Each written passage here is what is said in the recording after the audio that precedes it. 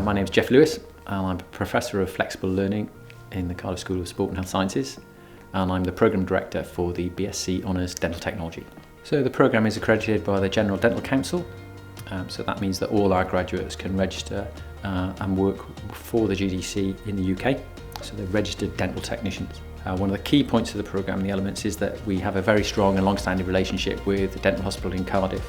So students get real work-life experience in the laboratories there, and it's staffed by people from and who work in the dental hospital itself. There is a very high amount of lab work involved in this programme. That's what makes a dental technician. You have to be experienced, your manual dexterity skills need to be improved, so there is a lot of time in the laboratory actually making dental devices. We also introduced CADCAM across all the modules in the programme, so every element and area of dental technology we're looking at how CAD and CAM are influencing the design and manufacture of those devices. So students can follow on from the BSc by going on to our Masters, which is a distance learning programme, and that looks at specialist areas of dental technology. So students will study all areas of dental technology whilst here. So we're looking at prosthodontics, orthodontics and crown and bridge.